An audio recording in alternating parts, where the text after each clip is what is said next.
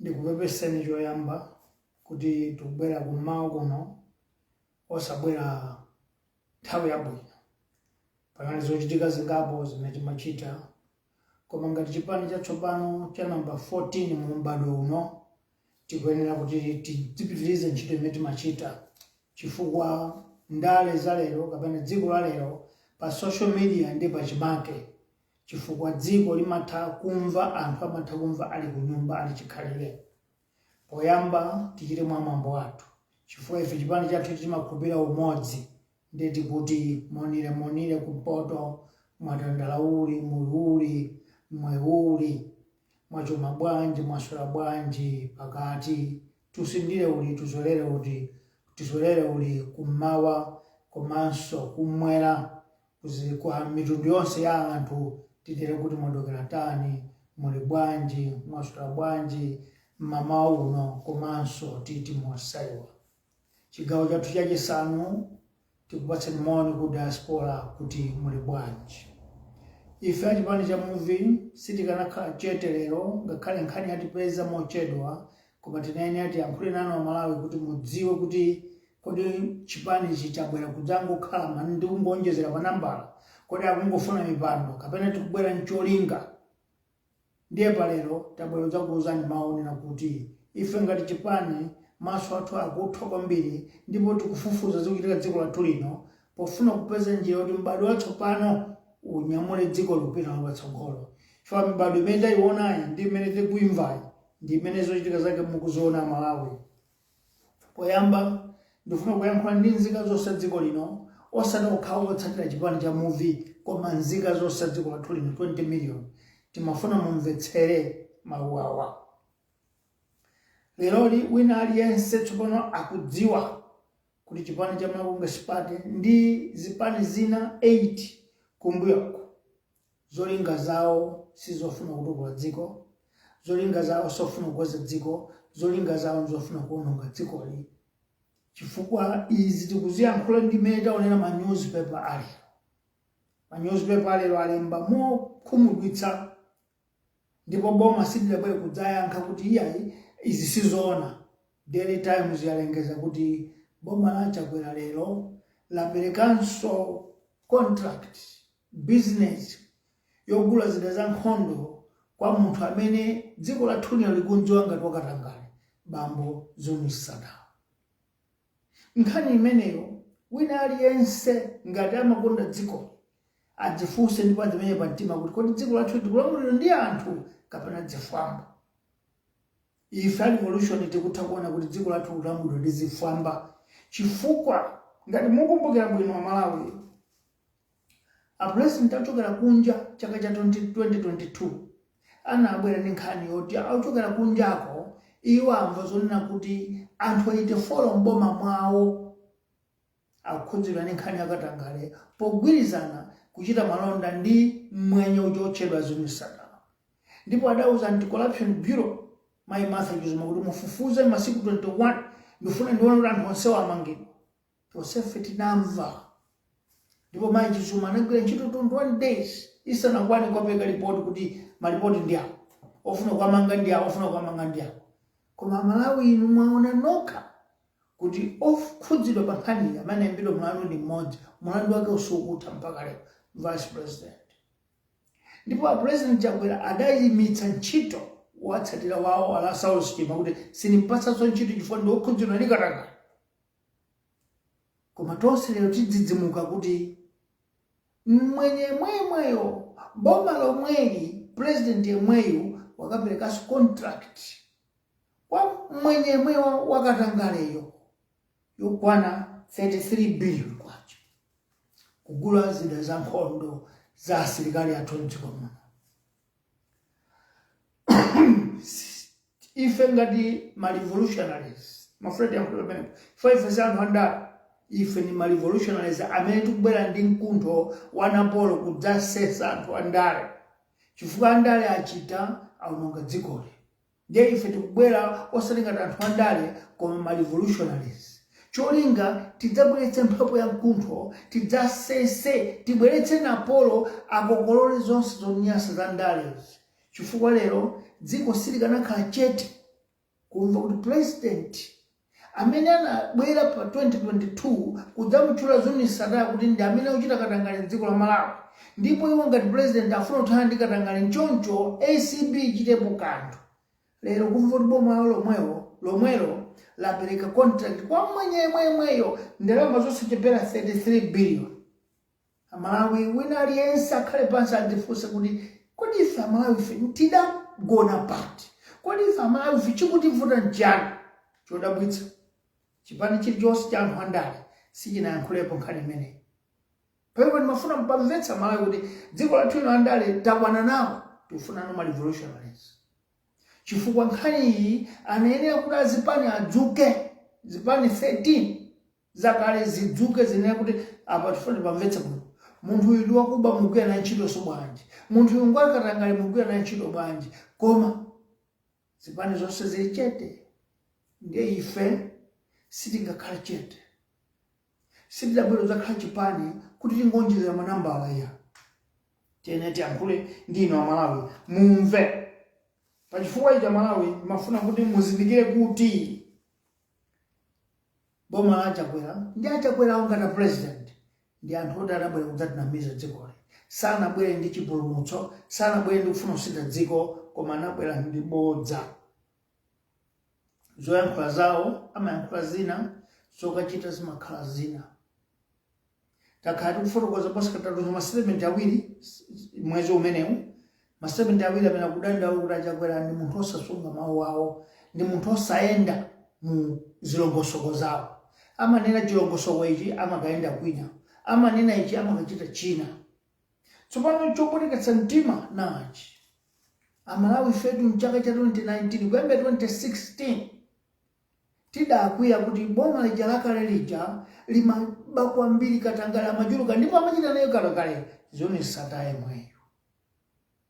Ndipo kuona munthu wachali chakubwera kuti ndifuna ndidzapulumutse dziko, tidakhulupirira munthu wamchalichi. Enafe tidafika poyima nato mpaka padenga kuti munthu wa Mulungu alowe pa mpando adzasintha dziko.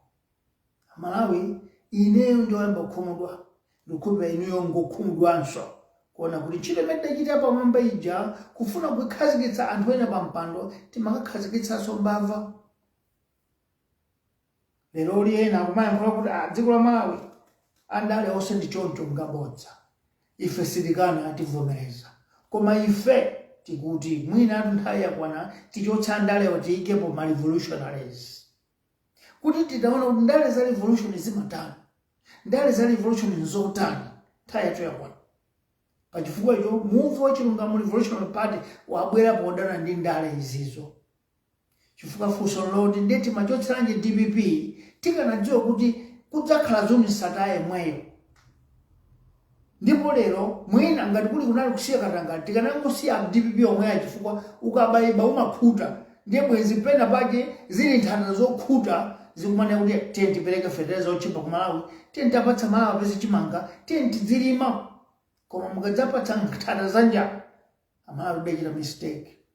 Koma ndifuna ndiyankhule izi, inu nonse amene munavotera tonse ndife amene tinayimba kumwamba pa chulu kuyankhula sife ochimwa ndi anthu amene anatipusitsa kuti tatithandizeni muti ativotere ife tidzakhala anthu amene ndi ochimwa, ndipo ngati kuli kulanga akalangidwe ndi iwo. Pachifukwa ichi ndikupemphani nonse kuti tidalakwitsa 2019, tidalakwitsa 2020, koma kulakwitsa kwathu kuyankho yache tsopano kuti tiyang'ane ma revolutionaries. Tiyang'ane ma revolutionaries atisinthire dzikoli, adzaseseis mopanda chisoni. Ndikuyankhula bwanjizi. Nthawi dziko lathu lino anthu onse andale amene kuti tidzeke tsakatangali tidzatere apumba onse tidzamenya tidzagwetsa, koma ni munthu andale. Cholinga chake akulowa mmenemo ndi cholinga. Tsopano ife tabwera bwanji mukhoza kufunsa kuti kodi tsopano ino simufuna ndalamazo? Dziko limene katangale amangopitirirabe, anthu andale nkumangolemererabe, dziko limenelo limachititsa chisoni ndi dziko lathu la Malawi. Muli anthu anzeru dziko lathu lino saoneka kuti nganzeru. Muli anthu ophunzira ku dziko lathu lino saoneka sukulu yawo chifukwa boma lili m'manja mwa kagulu ka mamafia amene amavala masuti andale. Ife tidzaona ngati anthu adali oyendetsa dziko koma zili zigandanga za anthu. Ndikupatseni funso nonse amene mukundionera pano, amene mukundimva lero, kuti mukumva bwanji kumva kuti boma la achakwera ngati president aperekaso contract yogula zida za nkhondo kwa zoni satani emwe uja amene anapangitsa kuti achotse apita mthalika ndi DPP pampando awa agwiritsa naye ntchitobe. Chakidzukire pamene pakuti ndiye kuti ndalama izi za zida za nkhondozi agawanako anthu amenewa chifukwa zimene achotsera enacho kuti mtengo umakwera amaupopa kwambiri mtengo pakatundu wachabechabe. Lero tikumva kuti 33 billion ikupita sizida za nkhondo ngati mfuti, koma magalimoto ndi matraki ndi zogwiritsa ntchito zoyendera koma osati chipolopolo kapena mfuti. 33 billion. Chaka chino cha 4 chimene ya anzathu aboma atonse awa akuyamba zimenezi. Funso loti anthu 84 aja Mr. Chakwera anamangidwa kuti amene munabwera kudzatiuza ife ngati dziko. Vuto la President Chakwera akadziwa kuti dziko lakwiya amabwera ndi nkhani yabwino akudzera kutinamiza. Ndiye mu 2018 bambo Chakwera ananena President wakale Peter Mutharika kuti ndi pathological liar wambodza la mkunkhuniza. Ife tikutembenuza kuti Chakwera ndi president woyamba opemphera Mulungu koma wambodza la mkunkhuniza. Chifukwa amasintha zinthu kuti ife tidziona ngati akuyankhula zabwino pamene akudzoti sachita zimenezo. Ngati ife achipani cha Muvi Wachilungamo tikunama ndi anthu 84 aja ali kuti ali prison yake iti mpaka lero palibe amene wapita ku prison. Ombedwa mlandu khala wandale kuti uyu afuna kuti atangwetsa sakale pampando ncholinga chonena kuti mwina ayimebe iwo pamene agreement yawo inaliona kuti wina zaka 5 wina zaka 5. Lero kufunsa akukana. Anthu anyuzi kumafunsa tizoona mpaka mwamba kusintha lero mawanga. Dzana mmachonderera, mmagwada, mmapembedza lero mukusintha. Munthu wandale. Malawi tisakhulupirira anthu andale. Dziko lathu likufunika revolutionary. Likufunika ma revolutionary, ndipo ma revolutionary wandi amene angadzasinthe zinthu. Koma ndikuwuzanizi tilimbe chifukwa munthu wandale ndi wanzeru. Nzeru zake za mtundu wanji. Lero li mudabwa nonse Malawi kuti chipani cha Malawi sipati chikunzunza dziko. Fertilizer li chama 90 cha ku 1000 kapena 100 cha ku 1000 dziko li. Chibanga chili pa 60,000 kapena 65,000 dziko li. Pano shuga opangidwa momwe wakwera ndipo akusowa. Koma mudabwa kuti mumva kuti omenyera maufulu ena akajoina chipani chimenecho. Aphungu akale ena ajoina chipani chimenecho. Andale aku DPP amene achotsedwa kuja akujoina chipani chimenechi. Funso tilifunsa kuti sakuona zovuta zonsezi zikuchita boma magonga sipati ndi Chakwera akuona koma chinsinsi ndi kumasulira Malawi. Ndale za ku Malawi ndi malonda ndi business. Sikufuna kuti tisinthe dzikoli misewu ikhale yapamwamba. Tisinthe dzikoli manyumba maudzu tichotse tiike malata khoka. Tisinthe dzikoli tisamalima ndi makasu ndi matrakitale. Sindale zimenezo ndi a business. Nchifukwa chake musadabwe lero mumva kuti amene ali chipani cha DPP amene kumene kwamapha anthu amapanga zikwanje kuti amenye anthu awatsutsa lero akutha kulandidwa ku chipani cha Congress Party mpaka nsalu kupatsidwa timvanso pompano ndi nduna kumeneko funso mene funa kupatsira Malawi inuyo ma revolutionaries tidzipitiriza mtima umenewu ndi ntchito zimene mpaka liti funso limene waliyesa dzidzi funso modzi kuguda pa mtima kuti izi tizichita mpaka liti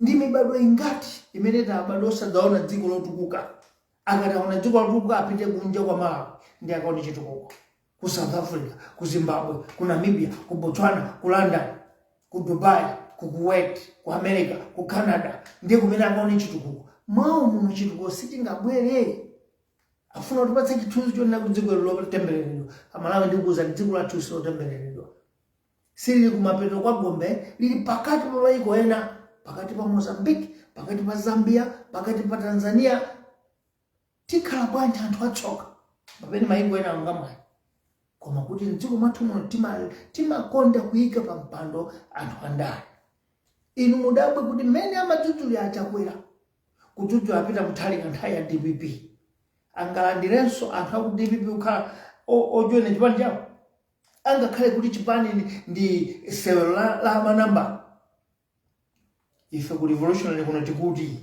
pokhapokha iwe ndi wa revolution tikakuyang'ana kukuona ndi wa revolution tijoine koma ngati uli wandale pitani kondale kuno tikufuna ma revolutionary okhaokha kuti tikakomana tikaungana tikaseseizi chifukwa tikudziwa kuti a business amene akhangati andale mamafiawo atipweteka afuna kuti tisawine ndiye tichulukane ma revolutionaries kuti tichotse ndale tisese Amalawi mpaka liti tikungona change goal wandale mpaka liti ndikatesi ndikunena uladi Musa oka kuli ambiri amene anali kumaya Congress Party yoyamba omwe anapezeka ku UDF omwe anapezeka ku DPP omwe apezeka ku People's Party omwe apita ku DPP kawiri omwe lero akupita ku Congress Party tufuna dziko lilisinthe kapena tikungosawera tidziwe kuti amene analenga dziko yakuyang'ana kuti kodi anthu akusera dziko lawo bwanji pamene anzathu ena akutukula mayiko awo potero sinafuna ndikutayitse nthawi Amalawi mafuna kuti mungodziwa mawu awo kuti ngati isifa inwake tingasinthe tisayembekeze kuti andale adzasintha chifukwa lero funso loti chikwakomera m'maso anthu kuti akajoyina ma Congress Party chipani chimene chabweretsa manzunzu mdziko muno nchiyani apresident chakwera anali kuboma langa ino la Blantyre kumene kuli mkwiyo ukulu koma chodabwitsa nchoti anayitana mavenda marasta anthu mafumu amachalichi kungochoka kumeneko akubwera ndi maonera kuti chakwera timpatse nthawi chifukwa cha COVID kuti Amalawi COVID wachika Malawi kokha kuno ku Mozambique kunalibe COVID ku South Africa kunalibe COVID ku Zambia kunalibe COVID ndiyena akumayankhula kuti iyayi sikuti mavuto awanali aife tokhayo mayiko enanso nawo ku zinthu zakwera ndiye ndikupatseni funso ku South Africa 100 rand mukagula sugar mukagula bread mukagula ufa mukagula mchere mukagula ndiwo kandi somba za chilini mugula zinthu zisanu ndi 100 rand yokha 100 rand yo kunoko kuno ndi 1000 kwacha 1000 kwacha mugula zinthu zingati muyankhe ino ya Malawi amene mukumanena kuti zavuta dziko lonse ku Zambia 100 kwacha igula kuposa za South Africans chifukwa lero fili kwacha mmatogula chokumwa drink Coca-Cola Fanta ya Zambia kwathu kunoko fili kwacha ikugula kali konse tambalize mbanka kunena kuti ayi amene atadzikana 20 kwacha timma manyazi fa 20 kwacha lero sindalama muno ndi chizuda choti sichingagulidwe mashopa akuchikana akuyikana ndalama pachifukwa ichi ine ndimafuna ndifunse inu anthu 20 million mukamaona anthu akukhamukira ku Congress Party ndi anthu okonda dziko lawo ndi anthu aumwini kapena akufuna ndalama chifukwa zamba kukha kumeneko zamba kukha ndalama kumeneko kudzamuona Rastaman udzamuona vendor, udzamuona mblantai kupita kunsajika mkukabwera atasintha mawu wapanditsidwa china chache. Ndeni mafani kuzeni kuti ndalama zonsezi sizichokera m'manja mwa achakwera kapena mthumba mwa malakunga sipate malakunga sipate ayi ndi ndalama zimene inuyo ndine timasoka.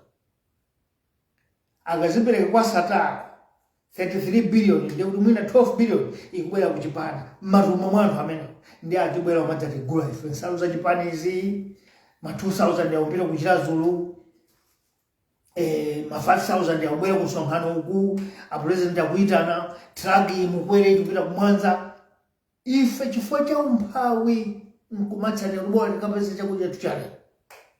Ife ma devotional yetu kuti musasiye kulandira ndalamazo, landira ndi misonkho yanu munjira ina Mulungu akuwalanga atadziwa vuta zinthu sakufunidwanso ndi akutenga ndalama zawo zathu atibera zija zimene atibera iwo aja kumadza tipatsanso anthu tiye tilandire. Koma tsiku la chisankho tiye tikavote mwa mphepo ya mkuntho, mwa Napolo, mwa sesasesa pachizungu tikavotera revolutionary.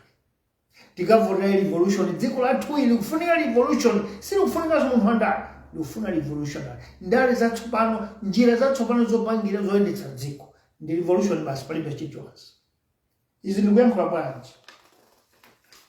Ndale za business yathu yakunozi zimene akupanga anzathu amafiawa zafika ponena kuti sitingakhulupirire lero linkhakali wa mpingo chifukwa akhoza kugulidwa ndipo ambiri agulidwa. Sitingakhulupirire munthu amene wavutikitsitsa chifukwa iye akalandira 5000 kapena 2000 adya koma ndiye tsiku la lero. Ndiye tilimbe mtima Malawi ife kuti kodi moyo wathu mzaka ndi zaka tizikhalira kumalandira yawo ndale yomwe ni msonkho wathu. Nthawi yakwana Malawi tikochezana kumene tiliko. Aliyense akucheza nzake kuti koma dziko ili silili bwino. Anthu andale awa atipinda kwa nthawi, atiwononga kwa nthawi itali. Nthawi ino tikuyenera kuti tikavote revolution.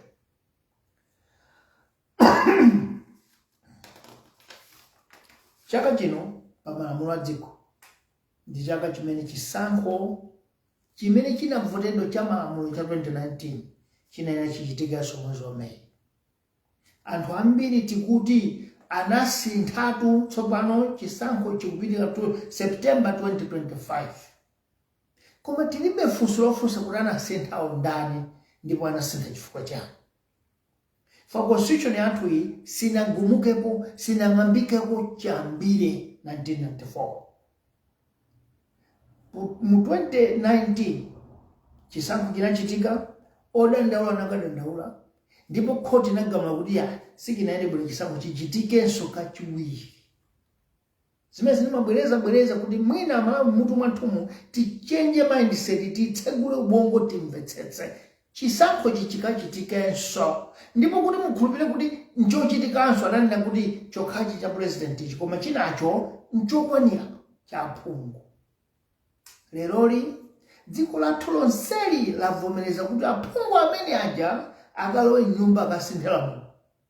Ife tonse chete ngati nthawi chipani chimodzi akamuzubanda kuti tisayankhule atipha koma tili matipatetu, tili mu democracy.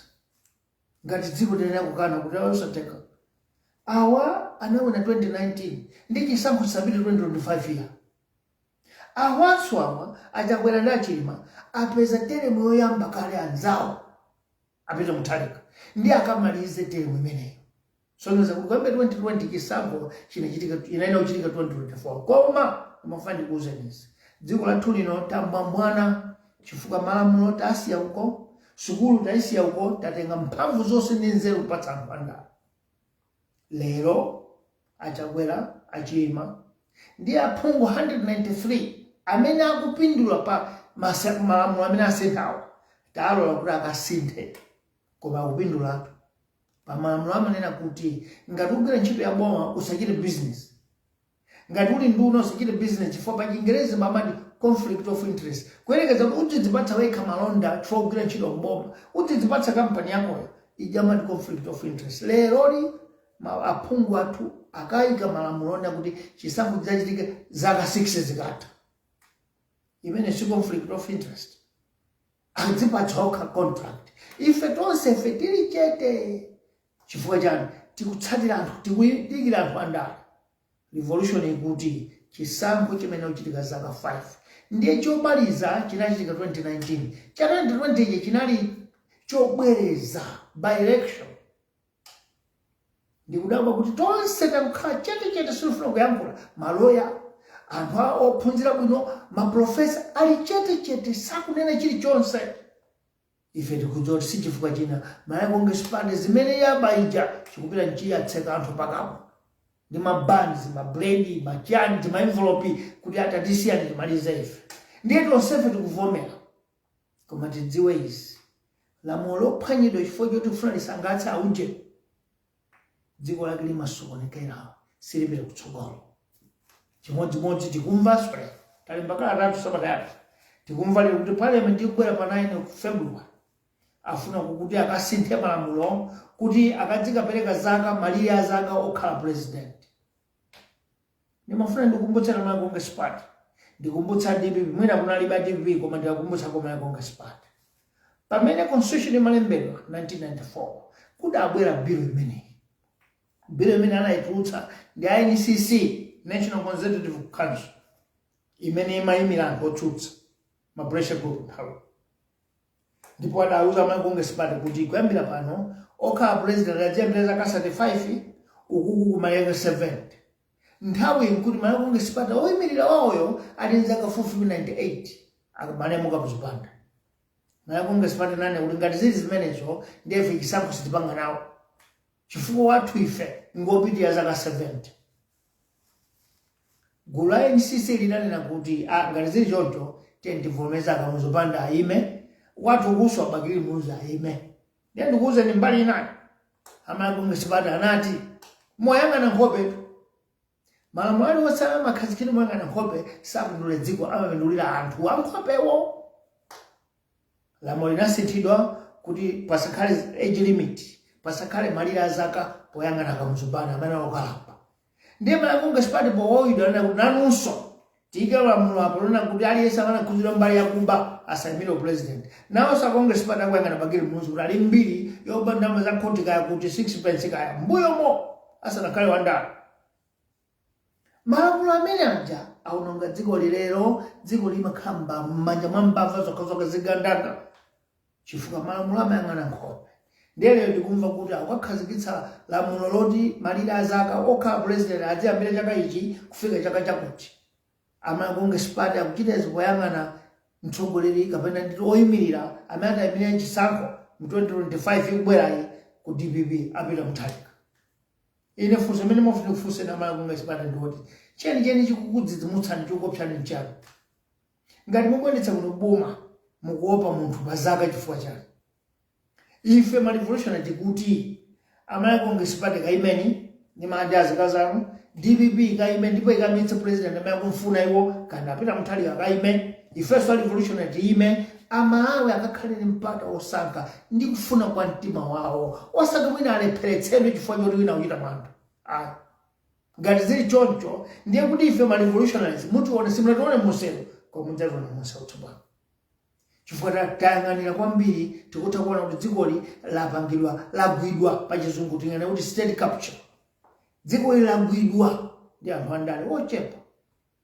Tikadakhala ena tikanadzifunsa kuti kuzunzika kwa sekuja kuvutika kwa sekuja machita kuononga katundu la unonga kuti timaononga kuti ikeso mbava. Malawi atifunsa funso limene wa revolution. Malawi wa revolution atifunsa funso limene kuti kumazona kuzunzika kwa sekuja kuocha magalimo na polisi kwa sekuja kupha polisi timapha kuja kuvula azima ya polisi timavula kuja. Timafuna tisinthe zoipa kuchotsa zoipa kubwezeranso zoipa. Nthawi yakwana kuti tsopano tikane kuti ayi ena akuzani kuti iye amene wa revolution ndi ana sakudziwa chilichonse. Ndikuwuzani izi kulibe aliyense ndi experience ya ndale yoyendetsa dziko fo kulibe school kapena college kumene amaphunzitsa kuti president amapanga chani. Maiko anzathu amene kuli kwasintha zinthu zawo anthu ake analibe experience koma china ali kumtima kwawo kuti amafuna atali pange dziko lawo. Ndi asakupusitse na anthu andale una kuti ayi Sanders Jumayo ndi chipani chakecho ndi anthu osazindikira ndi anthu alibe experience. Nanga iwali experience bwanji le fertilizer ali 97,000. Iwali experience bwanji lero munthu akuba kupangane malonda. Ali wo experience bwanji akumanamu. Haine sindienda so ulendo mpaka March. Mama omva ali kudiasi. Sasa mwana nosimuyenda ino. Tuli mkwenda bwanja. Tikuona zonsezi kuti upusitsidwe ndi anthu andale. Ndi amalawi musapusitsidwe kuti nkhope yawo uje ndimene adetse dziko. Tamuyang'anani munthu m'maso kuti uyu ndi revolution. Mukamona nungu ali revolution amene tenti mwike pa mpando. Ngati mutaona kuti kumene ku movie kuno kulibe tenti ang'ane ena amene ali ma revolution koma akhale pa mpando revolutionary. Osayika munthu andale. Fa andale wandi amalonda.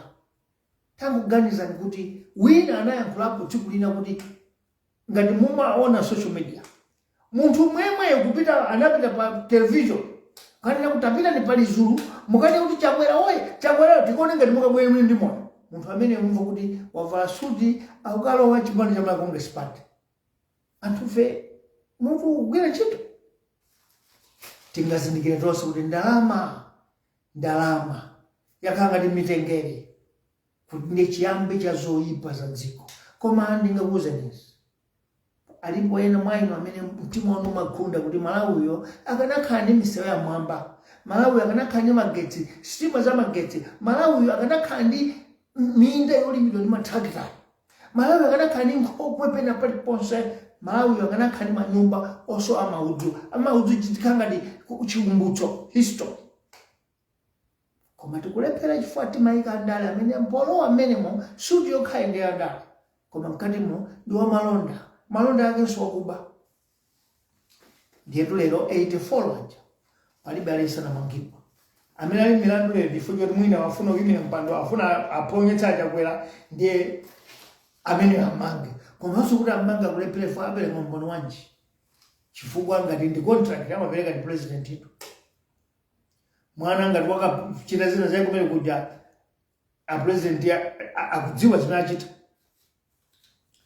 Potero ndimufuna ndiyankhule mawu awa pomaliza. Anthu ambiri akufunsa kuti mubwera ndi background. Ndimufuna ndikuwuzeni kuti ndege iliyonse isananyamuke kuti yamukira kuimamba yalowera kayo ikakonze mphamvu kuti idzakwanitsa kuuluka mmwamba. Ife tikudziwa kuti kukakumana ndi zikhomo pa ground chifukwa ndale zimene zinalowa.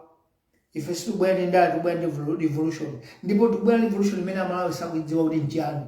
Ndiye pena pake tikhoza kudzapezeka kuti tikamayankhula anthu osamva osabwera. Koma mfanire nyolo ndilonjeza izi. Tikubwera pa ground posakhalitsa. Ndipo mutimva kuti tafika. Koma wena aliyense payekha adziwe kuti vote ndi mtima mwake. Izongotsatira kuti ndikandi ya 2000 age. Dziwani kuti moyo mwanu monsemo simungadi 2000. Komanso dziwani kuti muli ndi ana amene mukubereka ana wadzabereka ana awo. Kwa 2000 age pani idzaphunzitsa sukulu mwana wanu uyo. Ndiye ife kuti ku revolution uno tikuti tidzasinthe dziko choyambirira ma revolution tikalo tidzanena kuti kuyambira ine kandi president wa nthawi iyo ineyo chipatala changa ndikadwala ku Queens. Mkazi wanga ananga chipatala chawo akadwala ku Queens. Ndiye kuti nduna aphungu revolution imene. Ananga zidzukulu zanga ku sukulu kwache apite aboma sukulu yache. Kuti wandale asapeze mpata otenga ndalama zakuba akalipire chipatala chakunja atumize anake masukulu akunja pamene ino anoka misonkhano akununzika pasi pa mtengo. Osati revolution ya. Revolution kubwera kudzasesa nditu kuti ogwira ntchito mboma akhale wantchito. Osanakhale bwana ya. Achakwera makuza ndi amanena kumanza kuti ndino utumikira ino. Otumikira ino mumakhala magali mu 22. Asilikali konse. So otumikira ameneyo. Ndi bwana. Chifukwa chake lero mukuona dziko likuwawa. Shuga olima mwamuno kusowa. Federeza makunena kuti Federeza ife sitimapanga Federeza. Munkanena mwanyi kumwe atakha 4,495 simapanga Federeza.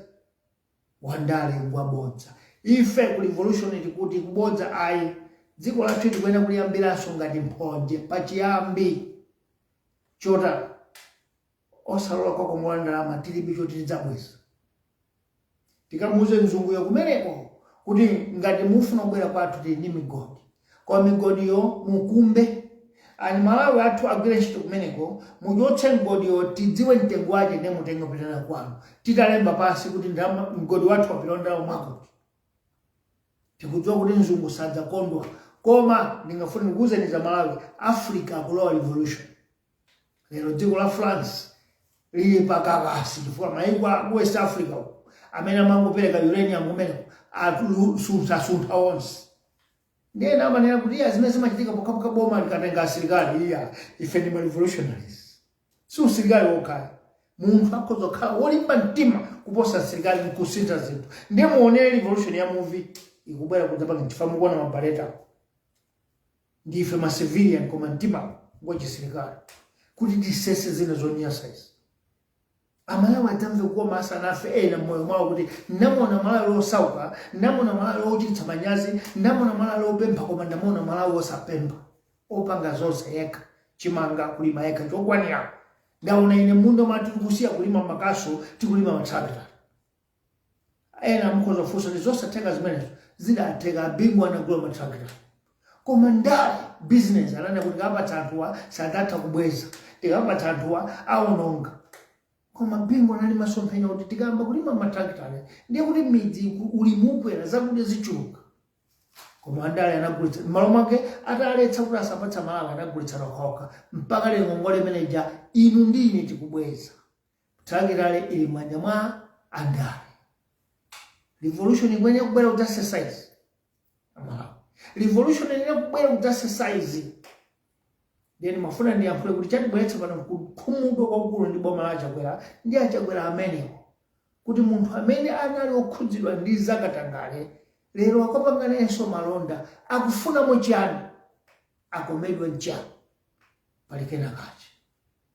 Ukadzamona munthu akusera ndi wamisala mudzadziwa kuti uyuso munthu wake ngwamisala chifukwa Chakwera kanakhala munthu wa Mulungu ndipo afuna kuthetsa katangale dzikomo zoni satasiri kana mumvanso. Mkomo abale kono ogulitsa zinthu za nkhondo ndazuni satapa dziko pansi pano.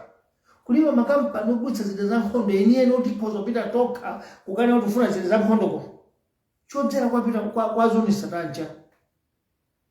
Pamene pamalayi tidzuke tichenjere. Dziko ili likufuna revolution. Dziko ili silikufuna wandale aliyense, likufuna revolution. Ngati tikufuna kuti tione kusintha moyo mwathu. Koma ngati sikufuna kusintha moyo mwathu tisintha andale ndi atakhala kusintha msonkho wathu zakakolowa chibowo chosadzaza. Munali ndine president wa chipani chatsopano wa revolution komanso commander in chief wa revolution imene ndikuyitana nonse kuti atijoyinani tikhale ma revolutionaries tithamangitse zobera misonkhozi zodzilemeretsa okhasi zoyikira kumbuyo anthu akubayizi zogulitsana ndi anthu akatangale. Zimenezo zithe ndi nthawi ya generation ndi mbado wina uno ndiye mbado wa lero ndikukochezeni tentigwire ntchito. Munali ndine Bantu Sanders Juma kuchokera ku chipani chija chatsopano cha number 14 mbado uno cha revolution. Muvi Wachilungamo Revolutionary Party. Ziko kwambiri.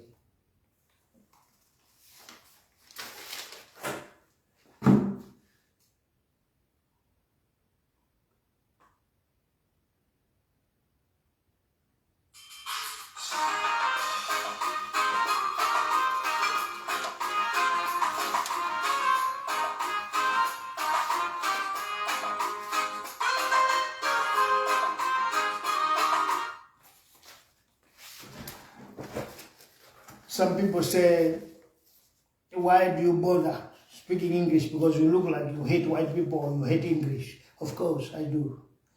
But the problem is that most of us Malawians, we have married in foreign countries and our children have not learned our language yet.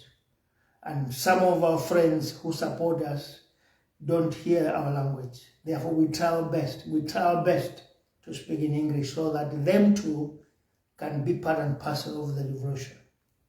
Fellow citizens, as a party that has just come, a generational party that has just been formed. I always believe in union. Therefore, our greetings starts this way.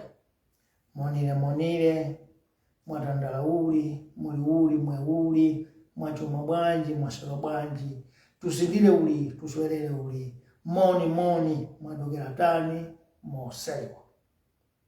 Today we have come physically to face you because in the last 2 weeks we released 2 statements that were posted. I think some newspapers may have printed it, showing our stance as a revolutionary party, where we stand for. Today we have come this time of the hour because there is a very devastating story that has just come out in the newspapers. The story is about the government of Tonse Alliance that has gone back to a corrupt person and continue doing business with. This is why we are here this time. So apologies for late coming, but as a revolutionary party, we will not keep quiet. All of you wonder, all other political parties have not stood up and said anything. After this exposure, after this devastating report that came from in the newspaper today. Fellow citizens, this country has been captured by a group of mafias who call themselves politicians. That's true. Our country is captured. Almost everyone is aware that Malawi Party government, together with their partners in UTM, Afford, People's Party, Mafunde, Freedom Party, have failed the country. But one will wonder as to why many prominent and common people are flocking to join the party. Yet, commodity prices have gone up. We talk about fertilizer, the basic need of agriculture in our country, of our food, our livelihoods. It's expensive, 200,000. And you must know, 100,000 in South Africa is 1,000 rand. When you tell people in South Africa that in Malawi we buy fertilizer for 1,000 rand, they ask, in Africa, in the world, or somewhere in heaven? We say no, in Africa. Because a bag of fertilizer in Lesotho is 150 rand. In South Africa is about 200 rand. In Namibia is 150, and is subsidized more by government. 5% out, meaning they buy sometimes 140 rand. You know how much it is in Malawi? It's 14,000 watts. But here, we buy 100,000, if it's less, 97,000. Now, one will wonder, why are you joining a party that has devastated the country, that has messed up people? It is not only skyrocketing of commodity prices. We have all observed that corruption has become an unhealable disease in Malawi Party and Tonse government. Corruption has become a cancer with no medicine. Why? Because we thought President Jagwera was the last man who was going to end corruption in this country. But all of us are surprised. Many patriots and this generation do wonder and ask what type of a person is President Jagwera. Apart from being a liar, this is also a man of God. One will wonder, apart from being a person, he is a man of God, a man of a collar. But why is he lying? There's no day President Jagwera said a thing and it happened. No day ever since 27 June 2020. Up to now, he always say this and do the other. He promised this and do the other. And he blunders and come back and try to sugarcoat us, and later on, we know that he was lying.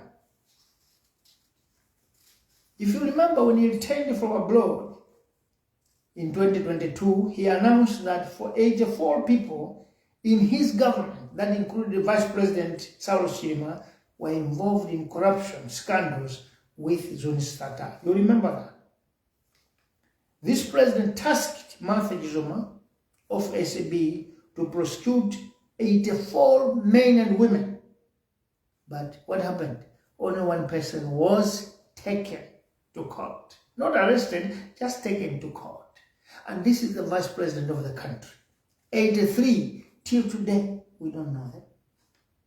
That is a president who keeps his word, who promises, but nothing happens. You know what? The vice president is the one who is answering charges. Others are state witnesses today. And we say we got a leader who fears God, who prays God. As this is not enough, President Chakwera has never walked his talk ever since, as I said. Not even one day. Today's newspaper dropped a bombshell. Everybody must be disappointed. All of us must be shaken with fear. How come? Because Daily Times reported today that President Chakwera's government has just entered into business with the corrupt Zunisata again. It's in the newspaper, Daily Times. The question is, he said he's the champion of ending corruption. He said he has pumped a lot of money in the anti-corruption bureau. But why? Why going back to the same person to do business? Fellow citizens, we must open our eyes here. We must open our eyes here. If you remember in 2018, President Chakwera called former President Peter Mutharika that is a pathological liar. Today, we of the revolution see him, President Chakwera, as a pathological liar. Because he lied to this country that he has come to end corruption, but instead he is shielding corruption. Because 84 people have not been prosecuted, and today he goes again into business in the defense ministry to acquire or purchase equipment of defense, of security in our country through the very same person of corruption, Zunisata. And you know how much is involved? 33 billion kwacha, something like 19 million US dollars from our taxes. And as we know, Zunisata, according to what he was doing with DPP, he was inflating prices. A car that he sold $20,000 was tagged $200,000.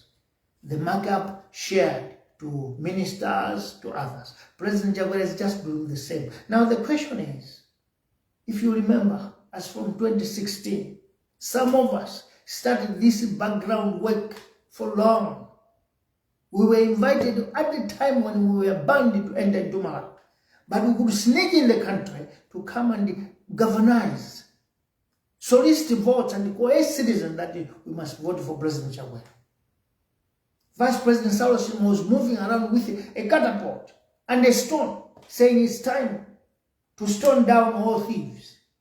It's time Maula should be filled with true thieves, and those who are there must come out. Rhetoric, innuendo, lies, pathological. Look at the country today. Each and every lifestyle has been devastated. Because a country without affordable fertilizer is not a country. A country where commodity goods are higher than the income of citizens is not a country. Surprisingly, all of us are wondering. Many people today, prominent and common, are flocking to my Congress party. 4 years later, in these hardships, you wonder, are you patriots? Are you citizens? The answer is one. In this country, we don't elect politicians, we elect business people come politicians. There are business people who want profit, but the suit is politics. That is why today you find that those that have tried life elsewhere and have failed, they come back to Malawi and join politics. Why? Because that's the only avenue where you get rich quickly. We don't have patriots in this country. One will not understand that some people that were, we can say, diehard, people that were patriots, who could speak openly. I'll give you one quote. Somebody on one TV in this country, went on TV and said, go to Rizuru market and try to chant, Jagwera away, and see if you come alive. That very same person has joined my Congress party. What a mockery. What a mockery of patriotism. What a mockery of a citizen. What has my Congress party done that attracts people to join? The answer is one. Politics has confined citizens into artificial poverty. Politics has confined citizens into artificial poverty so that we should always lick the legs and hands of politicians for our survival. That is where politics is today. Now, fellow citizens, I want us to find out, where is our integrity as a nation? Where is our integrity as human beings that we are allowed just to be bulldozed left and right? Where is our integrity? The answer is we don't have integrity. We are just a nation that does not even care about the future. For this, I wanted to say to you today, the revolution is here and is led by Muvi Wachilungamo. We are not politicians, we are revolutionaries. And when we are revolutionaries, our point is one: sweeping out all politics of business, sweeping away all politics of corruption, sweeping away all politics of nepotism, sweeping away all politics of self-enrichment, so that now we can see servant leaders. And how do we want to do this? Our revolution first is coming to give this order and law that whoever works in the government must use government facilities. That is to say, president, minister, members of parliament. If we are sick, we must go to Queen Elizabeth Central Hospital, Zomba General Hospital, Kamuzu Central Hospital, Onzuzu General Hospital, or dispensaries and clinics around our locations. Why? Because that's a government facility, and we are working in the government. When it comes to education, my kids, whether it's a president's kids, grandchildren, ministers' children, grandchildren, members of parliament, children, grandchildren, must attend public schools. Fellow citizens, that is a trap. You will see a politician not joining politics again. You only see revolutionaries joining it, because we want to make sure that we cement this character for us to be able to use our taxes, or to use your taxes for the purpose of development. But as it is today, that's why Zunisata is still a partner in the government. It doesn't matter which government, DPP, Tonsi Alliance, Zunisata is still a partner. He's playing a part because he gives something to these people, politicians. We don't need politics. We don't need politicians in this country no more. Time for revolution is now. And the only people that can change this country are revolutionaries. Now, as the 14th political party that has just been registered in this country, we are saying we are a revolution of this generation. And this is the revolution that is going to make sure from this generation upwards, we don't go back to politics of business, politics of tribalism, politics of nepotism, politics of regionalism, politics of selfishness. We are not going back. We are going to politics of servant leadership. We are going to politics of service to the people. We are going to politics of development conscience. And we are going to do it. The question may come that no, because you have seen that the ground is fertile for richness. Now you have suffered, you want to get to be rich again. I want a country where in my village there will be a road that whatever I get, whether it's a bicycle or a car, I will be able to pass and go and see my parents, see my family, and stay there. That's a country I need. I don't need money, but I need movement. A country that has road networks where you can connect. You cannot say you are poor because you can easily connect. You can easily link from one place to another, do your business. This country has got that problem. The roads that were designed by Wereske in 1908 are the same roads. 6 governments have come, they have not changed.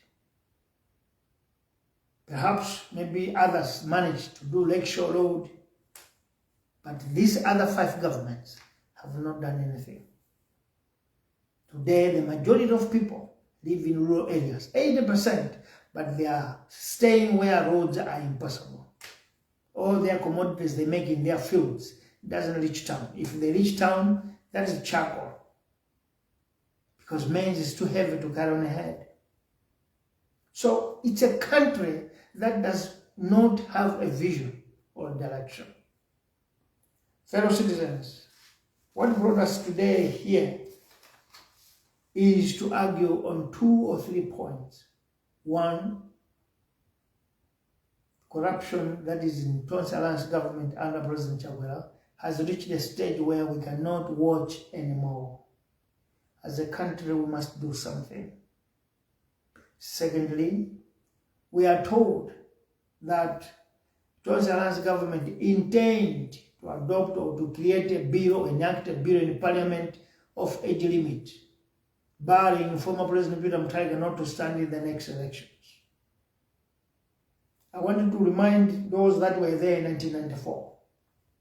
This bill rose by that time, because by this time, UDF and all opposition parties, pressure groups then, they were scared of Kamusbanda. They thought no one can defeat him. So they raised the point that there should be a bill that whoever wants to stand as a president must be below 70 years. By then, Kamusbanda had already clocked 90 years or 80 something. So Malagonga Spat argued, saying that as long as our contender is this old man, so that law is not going to pass. And the opposition agreed. And then MCP turned again, the NEC, that was government side, they said as long as we agree on this, let us enact another bill. Whoever has a record of crime, whether civil or criminal, must not stand as a president. And this they were talking because they knew the candidate that was there before, former President Bagir Muruzi, had a criminal record or civil case in the court somewhere. So they wanted to bar him. But we said by that time, let us not put laws looking at the face of somebody or targeting anyone. And those laws were all thrown out. Kamusbanda stood, Bagir Muruzi stood, and the winner came. Today, we don't understand why Malagonga's party and Tonse Alliance are scared of former President Peter Mutharika, the person that they already defeated. Why are they afraid? We in the revolution, we said, may anybody in Malagonga's party and all partners stand in election and let DPP feature their candidate, former President Peter Mutharika, and we the revolutionaries, we stand there, let's compete. The power lies in the people. The choice is with citizens, not a party. Not a political party, not a government. The third one, all of us know that legitimate elections, constitutional elections, took place in 2019. After the dispute that took us all to court, and the courts declared that the elections were not free and fair, so we must repeat again, that's when we repeated in 2020. And that's when President Chakwera came in.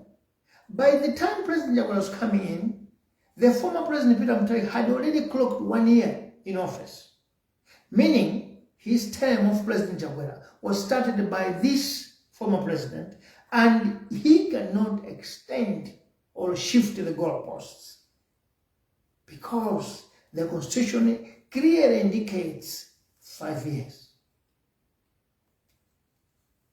So from 2019, 5 years ends 2024. Other countries that follow the same calendar, South Africa, Namibia, Botswana, are going to elections this year. Why should we go for 2025? And I want to ask the logic of Malawians. You all know that the court said 2019 elections were valid in everything. Only this that was disputed, presidential, it's what has to be repeated. But members of parliament, they were not having any problem with the elections, meaning those that were elected were legitimate. And as I speak to you, we have the House of Parliament with members that were voted into the government, into the parliament in 2019. The question is, who gave them power to shift the calendar, to shift the goalposts from 2019 to 2025? We are told that whenever you are president or minister, you're not allowed to run business because they are afraid of conflict of interest. You might award yourself contracts from government because you are a minister. Now the question is, members of parliament went into parliament, changing the law for them to stand 6 years. Is this not conflict of interest? I'm asking lawyers and professors of law, is this not conflict of interest? President Chakwera and Parliament agrees to put elections to 2025, meaning that all of them want to extend a year, ignoring the constitutional order of our nation. And all of our citizens are quiet.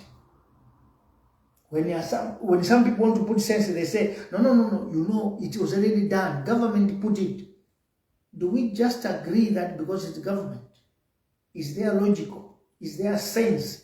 Is there legitimacy in what is happening? All this shows that government and parliament are in conflict of interest because they want to save their bellies, their own personal interest, not the national interest.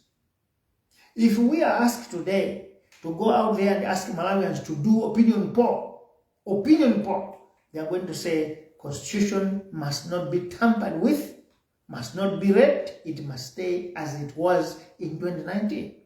Now, who are 195 people? 193 in parliament and 2 at the executive. Do they have power over 20 million citizens? No. This is what we are arguing. And I want to end by saying this country needs none other than revolution to sweep out of the mess without fear or favor. Now, some people may say that, no, that one is only happening to military junta. No. Revolutionaries are not only soldiers. Revolutionaries are civilian people, but they act as soldiers. When they want to do something, they do it.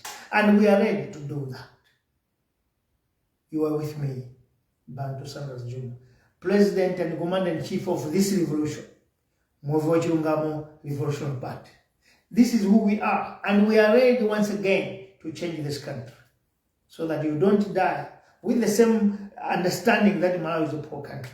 You don't die with the same history that Malawi is a poor country. You die and say that I saw an old Malawi of poverty and I've seen Malawi of success. Thank you very much.